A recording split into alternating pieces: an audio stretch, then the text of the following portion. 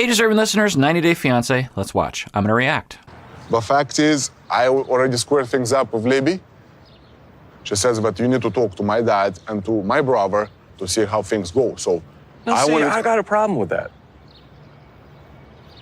She shouldn't tell you that you have to talk to us. Yeah. You should go You to have her called us the next and day and said, "Hey, man, I messed up." Libby, I need. So this is the summit of toxic masculinity. The summit of power-struggling individuals. And they're literally in a military park. I can't see them seeing eye to eye here. Someone in this group has to be the mature, manly one who is able to say, look, I'll start it off. I did some bad things, and I'm just going to take responsibility for. I hope y'all take responsibility for what you did, but I'm going to take responsibility for what I did. If I was the father, I would say something like, I came here to celebrate in your culture, in your country, and in your wedding here in Moldova. But I also had an agenda, which was to find out dirt on you, essentially, which is unfair of me to do. I guess it's misdirected fear and protectiveness of my daughter. So that's why I did it. I didn't do it because I am out to get you. I'm just worried about my daughter. And I don't know. I guess I just wanted to know the full story about you. And I should have asked in a more respectful way, but I didn't. I asked in a accusatory way, in a way that was against you, in a disrespectful way. And you got upset. I think you got overly upset. But I will take responsibility for my part, which is I started it. I was provoking you. And for that, I'm sorry. So if one of them were to step forward and do the manly thing, do the mature thing, the non-childish thing, then maybe that would get the ball rolling. But I don't think any of these characters are going to be able to do that. They all, I think, struggle with inferiority issues. it's just like I felt, embarrassed. But I want to make things better today with you guys. So why I'm asking you to stay, I'm sorry. All right. So I will commend Andrei for getting the ball rolling. It wasn't in the direction that I was saying earlier, but at least he's getting the ball rolling.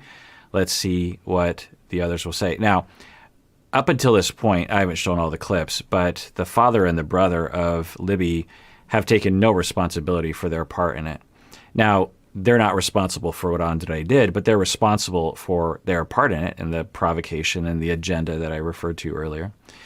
So I think all that's going to happen right now is that the father is going to try to make nice, because I think he usually will see that that's the priority for his daughter's sake. I think that Andrei will have that kind of apology, which is kind of a non-apology, and they'll agree to make nice moving forward, but the resentment between all of them will continue to build, and the lack of self-awareness will be sustained. Moldova, when you've never done that in the U.S. The fact is, Charlie, I think like Elizabeth agreed upon this. We had the same fault in this. I was hoping you wouldn't do this, man. I was hoping you would take full responsibility. I take full responsibility of not talking to my in-laws like this. Right. So the father and the son believe that Andrei is 100% at fault for the whole situation, and they have no responsibility in any of the events that happened, which is not true. I mean, it's on camera. All you got to do is watch the last episode, and see that they had been provoking him, they had been making fun of him, they had been disrespectful to him, probably off camera, on camera for years, but particularly in that situation. Now, Andrei doesn't help the situation by being who he is and exhibiting his behavior, which has a number of aspects to it that would annoy the family, but that doesn't justify their behavior for sure. So this is, it's going exactly how I thought. Andrei will not really apologize, but he's riding this line of, I just want this to go away so that we can get back on track, because if we don't, then Libby won't marry me again, and everything will be thrown out of whack, because I need us to get married, because I need our child to be baptized, and I need my family to be happy, and I need this to go well. And I'm guessing what'll end up happening is the father will say, well, so if I was to predict what's going to happen, I bet you the father and the brother will walk away from this going like, screw this noise. And then Libby will talk with them and maybe even cry and get them to relent, and the homeostasis will be sustained. I don't often talk about this, but in family systems theory and in general systems theory, there's this idea of homeostasis. Think about it like a thermostat. If you have a thermostat and you have air conditioning and you have heating, when it gets too hot, the AC kicks on, or when it gets too cold, the heating kicks on to keep it at a certain temperature. And systems generally have the mechanisms to keep stability, even if the stability isn't healthy. Systems like predictability, and they have a lot of rules to keep things stable. Now, in family systems, they will often employ these subconscious automatic mechanisms, and the humans in that family system will do these things. It's facilitated through communication. The family will do these things often because they're trying to preserve the closeness that they have. And they worry that if there's change, then you risk completely flying apart, which they don't want. So even a extremely dysfunctional family will try to keep things the same because they're worried that things will even get worse, which often isn't the case. And family therapists like myself are constantly bumping up against those, what we call negative feedback, meaning that there are mechanisms. Even so, I might be working with a family and we might be heading in a more healthy direction, but then someone will come in and work against that movement to bring things back to stability, which is the dysfunctional stability we're trying to get away from. And family systems will do this. And they don't do it consciously. It's a subconscious thing. And the homeostasis that we've seen in this family is that Andrei is the scapegoat, including Libby agrees that Andrei is the problem. No one else is the problem. Andrei is, at least in terms of what we've seen, in terms of the family members that we've talked to, on the show. There are other family members we haven't talked to, so we don't really know the full picture, obviously. But in terms of the main players that are on the show, Andrei is definitely the scapegoat. He's the one who is the screw-up. He is the incompetent one. He's the problem. Libby is the one who, she's almost like the mature one to some extent, and also kind of like the baby of the family, and she talked about that. She said that she was a rebel in the very beginning of the whole shebang. She talked about how she was a rebel, which I haven't seen yet.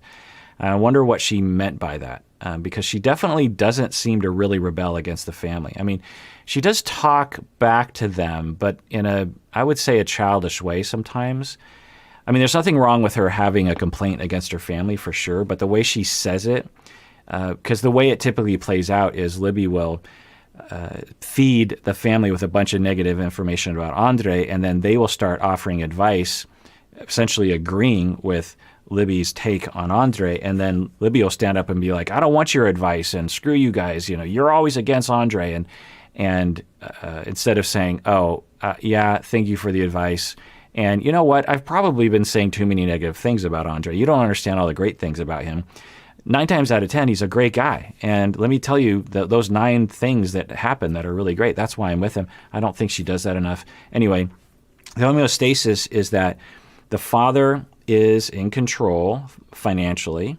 He's the one that everyone has deference to.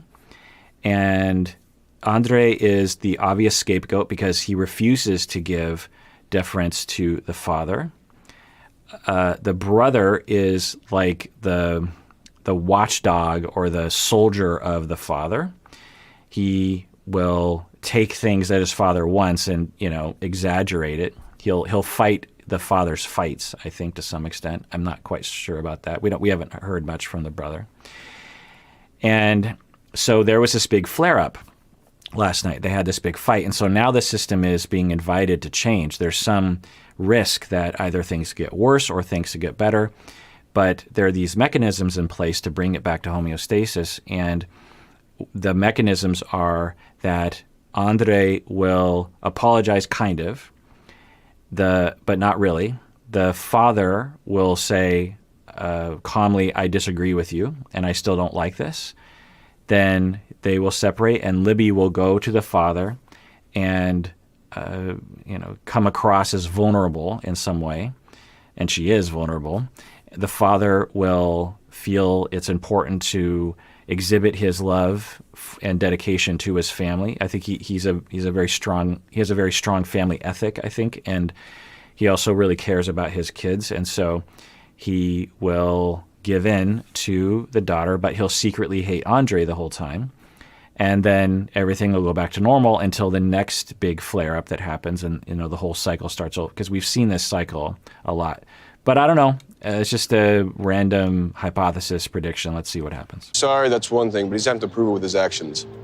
He brings us all the way over here to his country to watch him get married, and he's going to pull that? It's crazy that he would act like that when he's never acted like that before. I want you guys to come to the wedding because it's going to be great. Let's have a party, and let's forget about this. It's bull, and that's it. Right. So this is playing out as I thought it would. So I think the next step is that Libby has to plead with the father somehow, or get the father to soften up. That's my hypothesis. That will be the next move in the family system. Now, another element of family systems is that, let's say Libby comes into therapy and she decides, you know what, I'm not gonna do that this time. I'm not gonna pick up their problems. They created the problem, and I feel compelled to now go to my father and get him to soften up. That's my normal role in this family, but I'm not going to do it this time. Well, what'll happen in systems, if you don't treat the whole system, if everyone isn't on board and healing and talking in a more healthy way, then someone else will be elected to do what she did, or the entire family will go into chaos. So I'm not saying that when you are faced with being compelled to do your family role in a family and you kind of know it's dysfunctional, I'm not saying that you're not supposed to do it. I'm saying that the whole system needs to be addressed. Let's agree to take it forward from here and take it day by day. Okay. And see what happens. There's still a lot of tension between me, Chuck, and Charlie at this point. Right.